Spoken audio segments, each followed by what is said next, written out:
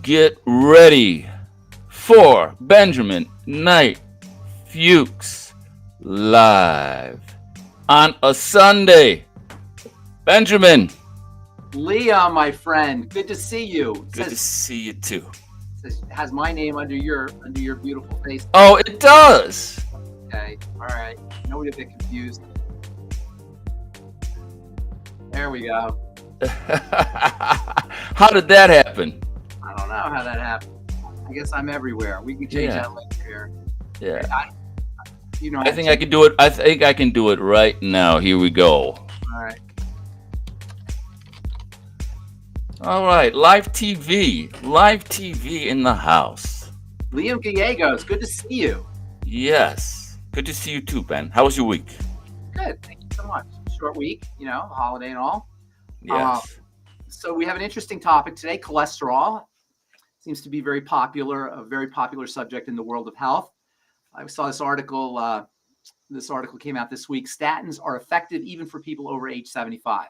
So we all know about statin drugs. Everybody talks about statin drugs and cholesterol. I remember when statin drugs came out in the 1980s. They were supposed to revolutionize cardiovascular pharmacology. In the old days, pre-1980s, pre-1986, in order to lower cholesterol, they used to have to give you a drug that would stick to the cholesterol and help the body excrete it. Statin drugs came out, and all of a sudden, there was this relatively safe pharmacological agent that would help lower cholesterol. But the real problem with statin drugs and with the whole cholesterol hypothesis of heart disease, the idea that it's cholesterol that causes heart disease, is the fact that cholesterol is a vital molecule. In fact, cholesterol arguably is the most important molecule in the body, and pharmacologically lowering the most important molecule in the body by suppressing the body's ability to make it doesn't seem like an intelligent strategy in the long run. Cholesterol is a building substance. It's associated with the building of cells. All cell membranes contain cholesterol. I'm not sure. Let's not get that one up just yet, Liam. Cholesterol is a building substance. It's associated with building things. It's associated with neurology. It's associated with movement. It's associated with brain health. It's associated with muscle health. It's associated with the immune system. It's your best friend. It's a precursor to hormones like estrogen and testosterone and cortisol. And it's a precursor to vitamin D. It's involved in the production of bile. There are so many places where cholesterol plays a role in a healthy body that to artificially lower it for a dubious to support a dubious theory that it's cholesterol that causes heart disease is not an intelligent medical strategy. So what is it that causes cholesterol to go up in the first place? Why is it that some people have elevated cholesterol? And what exactly is the relationship between elevated cholesterol and heart disease?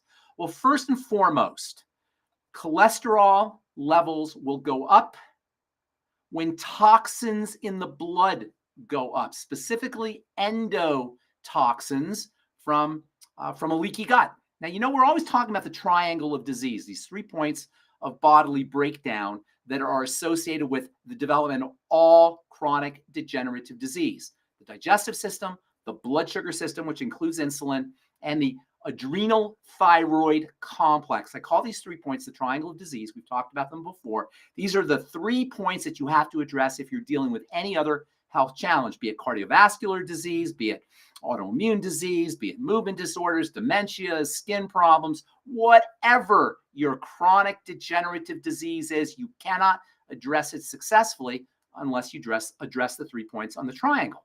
Conversely, if you do address the 3 points on the triangle, all chronic degenerative disease symptoms will begin to be reduced. You'll begin to reduce all your symptoms, and eventually your body will be able to recover if you address these 3 points. So on the one hand, if you don't address these three points, you can't deal with any chronic degenerative disease successfully. And this is why the medical model has such a poor success rate when it comes to dealing with chronic degenerative disease, which makes up about 80% of our healthcare costs, 80% of our health misery. So on the one hand, there's nothing you could do about these chronic degenerative disease, and doctors will tell you this, unless you address the triangle. On the other hand, if you address the triangle, your other symptoms will fall into recovery from your other symptoms will begin to kick in. You'll be able to address the symptoms and ultimately the disease themselves the diseases themselves if you address these 3 points. And so this involves all dysfunction in the body, all of it, including hypercholesterolemia. So the first point on the triangle of disease is the digestive system. And when I talk about the digestive system, we're specifically talking about the intestine, but the stomach via stomach acid plays a role in intestinal health. If you're deficient in stomach acid, you're going to be more likely towards intestinal problems. The pancreas and the liver and the gallbladder also play a role in intestinal health. And of course, working directly on the intestine is going to improve the prognosis and reduce the symptoms of chronic degenerative disease and ultimately improve the prognosis. So one of the major problems associated with intestinal, or one of the major reasons why intestinal disease is associated with health problems is something called leaky gut. And these days, a lot of people have heard of leaky gut. It's also known as intestinal permeability syndrome. There's several reasons why the gut will become leaky, but basically the lining of the intestine, the cells that line the intestine become inflamed, and then the intestinal lining becomes inflamed, and then the cells sort of spread out. And this allows various substances to get into the blood.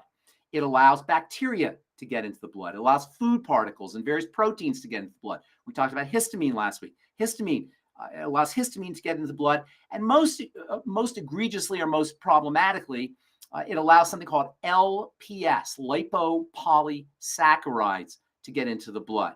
Now, these lipopolysaccharides, these LPSs get into the blood, the condition is referred to as endotoxemia. You could put that article up on endotoxins here. Endotoxemia, endo means inside, tox means toxins, poisons, emia means in the blood. Endotoxemia means toxins that are getting inside the blood via this leaky gut mechanism. If you just leave the headline up there, Liam, I just want to point something out. Effect of endotoxin on cholesterol biosynthesis. It turns out that the body uses cholesterol, LDL cholesterol, as a way of sticking to these toxins and as a way of removing the toxins from the blood. So the body will upregulate, will start to produce more LDL cholesterol in response to the endotoxins that are coming out in the blood. And if you're on a statin drug, that's going to lower your LDL, but it's going to make you more prone towards toxicity from the lipopolysaccharides. And this demonstrates the short-sightedness and really biochemical ignorance of using pharmacology to stop the body from doing what it wants to do. The body wants to make LDL because what it's trying to do is clear out these LPSs that are coming in from the gut, coming in from a leaky gut. So you follow what I'm saying here? Endotoxins get into the bloodstream via leaky gut. The gut becomes leaky because of the wrong foods. Fried fats are especially problematic. Gluten and other plant defense molecules, collectively referred to as lectins, can be a problem. SIBO, small intestinal bacterial overgrowth, which itself is caused by the FODMAPs foods, as well as low stomach acid, poor bile secretion. All of these are the primary reason why your LDL is going up. So instead of taking a statin drug, which is going to artificially suppress your LDL and make your body inhibit your body's ability to handle these endotoxins, let's take care of the intestine. That's point number one. That's the first hidden reason why cholesterol levels go up. Number two, cholesterol is a building substance. So when the body feels or thinks or gets biochemical signals from food that it's supposed to be building, it will upregulate cholesterol synthesis. And of course, the most powerful signal for growth, that is the growth of cells in the body, is insulin. Insulin is a growth hormone. It makes things grow. It makes cells grow. It makes cells divide. When cells divide and grow, they need more cholesterol. So the second reason why your cholesterol levels are high is because your insulin is high. We have a condition, an epidemic condition today called insulin resistance. And when our bodies cells stop listening to insulin, the pancreas makes more insulin. So as our cells become less sensitive to insulin and we're making more insulin, we get these signals, our body gets these signals to make more cholesterol. This is from, I'm not sure where this article's from. Liam, can you pull that up again real quick? Insulin sensitivity regulates cholesterol metabolism to a greater extent than obesity. Obesity is also another problem associated with insulin, associated with elevated cholesterol. So point number 2 is lower your insulin. Make your cells more sensitive to insulin by reducing your intake of high glycemic index foods, foods that spike insulin, fruit juices and fruits and sweets and soda pop and breads and cereals and rice and foods that make up a large percentage of the calories in a standard American diet are insulin spiking foods.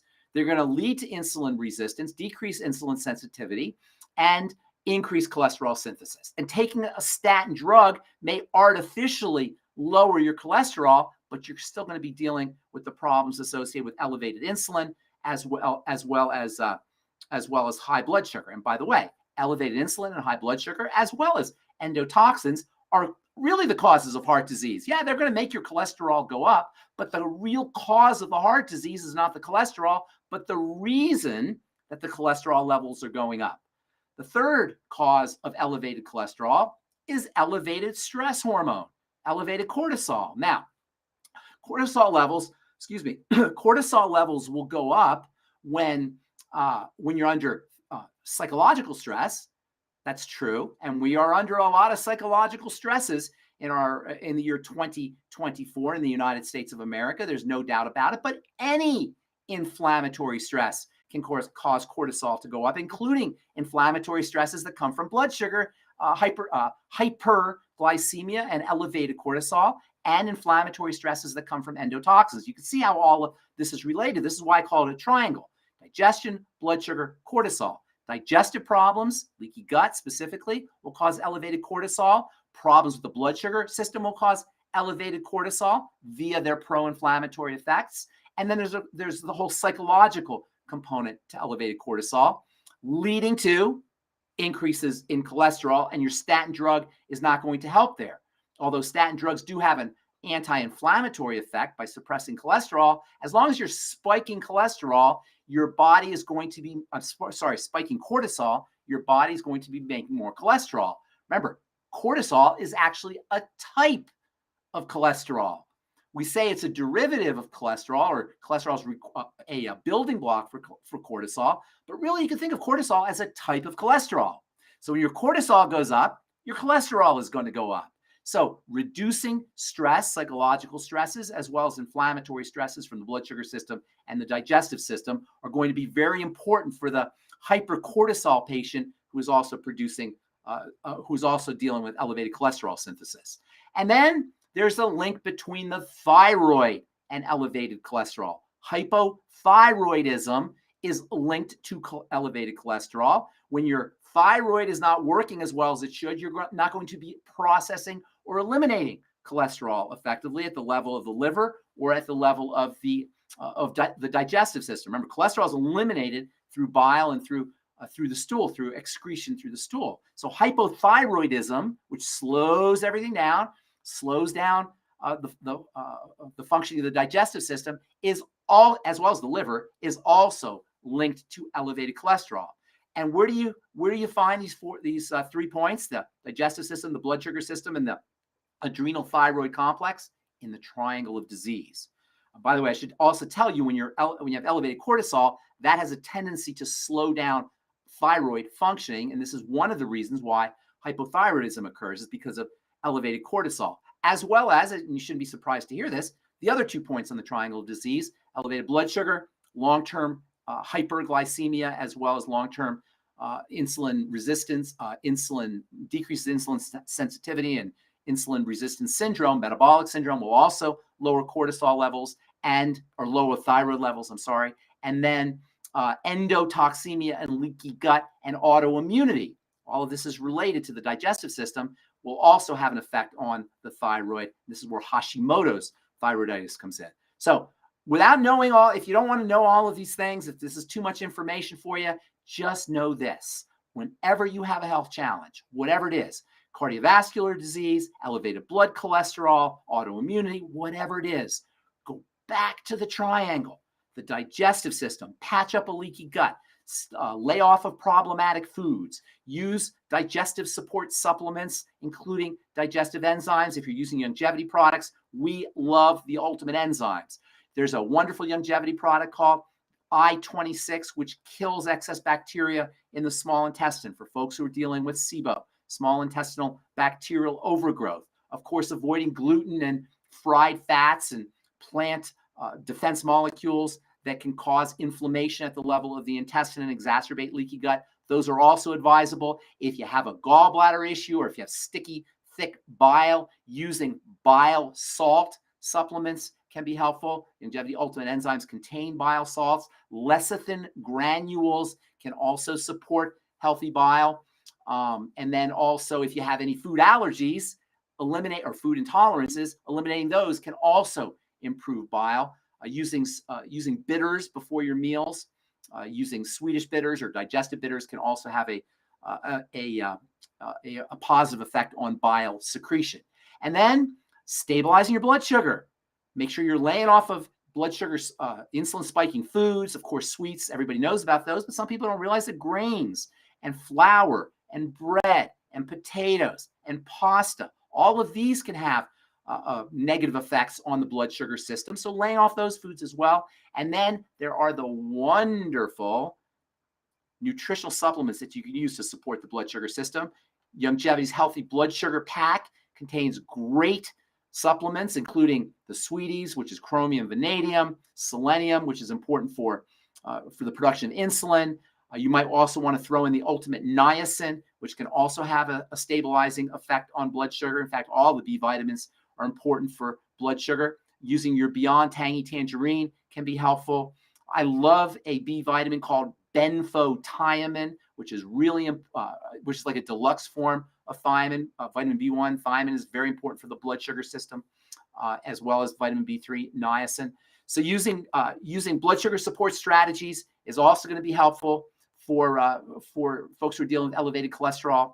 And then lastly, the adrenal thyroid complex, calming the body down psychologically, reducing your intake of any pro-inflammatory foods. Of course, that includes sugar.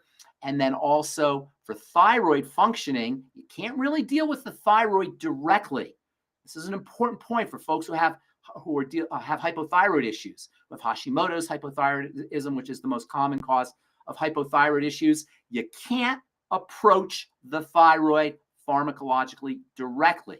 Yes, you can take Synthroid, and that's what most people do, levothyroxine, which is thyroid hormone, but you can't work on the gland itself pharmacologically. There's nothing in the world of pharmacy or in the world of medicine that can take care of a hypothyroid condition, a thyroid that is underperforming.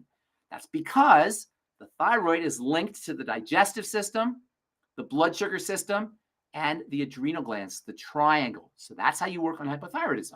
You work on your digestive health, you work on your blood sugar health, and you work on the adrenal glands. The adrenal glands, you got to mostly use psychological strategies or mental health strategies, as well as the first 2 points on the triangle disease. There are supplements you could take for the adrenal glands, or nutrients, I should say: vitamin B12, zinc, vitamin C, iodine. These are very important nutrients for the adrenal glands. Pregnenolone is a precursor to adrenal hormones, a precursor to cortisol. Also has a calming effect on the body, so that may benefit patients who are dealing with excessive amounts of stress. DHEA, you got to be a little bit careful with DHEA. That can also be important for supporting adrenal health, particularly as you get older. So, long story short, if you're on a statin drug, you might want to consider using other strategies to lower your cholesterol, because the body needs cholesterol, and it's never, ever, ever an intelligent strategy or in your health interest to pharmacologically suppress a biochemical process that the body wants to undergo, or to artificially inhibit the synthesis of a molecule as multifunctional and as important for health and well-being as cholesterol. That was outstanding, Ben. Thank you, my friend. Cholesterol. Love cholesterol. is a type of cholesterol. First time I Yes, ever heard it. Fascinating. yes, yes. Cortisol is a type of cholesterol. They say, biochemists or scientists will say, well, cholesterol is turned into cortisol. If you look at the molecule, they're so similar. I like to think of cortisol as a type of cholesterol. And never heard that. And I never also heard that you can't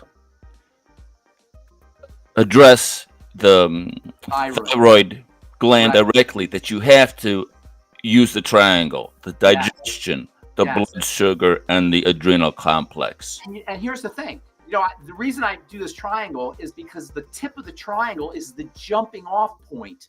Hypothyroidism, which is at the top of the triangle, is the jumping off point for all other diseases. In fact, I think we talked about Dr. Broda-Barnes' book, Hypothyroidism, the Unsuspected Illness, where he linked hypothyroidism to everything else. And it just makes sense, really, because the thyroid regulates all the cells of the body. Under the control of thyroid hormones, skin cells, skin, muscle cells, muscle, heart cells, heart, liver cells, liver, bone cells, bone. All the cells of the body do what they're supposed to do under the control and regulation of thyroid hormone. So if you're not making enough thyroid hormone, nothing else will work. And hypothyroidism is the unsuspected illness because it's behind all of these other chronic health conditions, and it's the tip of the triangle. So that means it itself, the thyroid itself, is responsive to cortisol in the adrenal glands, the blood sugar system, and the digestive system. That's why I call it the triangle of disease. Outstanding. Seems like every time we do a broadcast, you say something that I've never. I've been in the health space for almost 2 decades now. It seems like every time something new that I've never heard before. Awesome. Well, good to talk to you. Nice to see you again. Nice to see you again. Also, Ben. And then we'll talk next week. We will talk next week. So thanks for watching, everybody. Leave your questions and comments on the platform that you're watching us on, and we'll get those questions and comments answered. So thanks for watching. Take care. See you next Sunday. Bye-bye.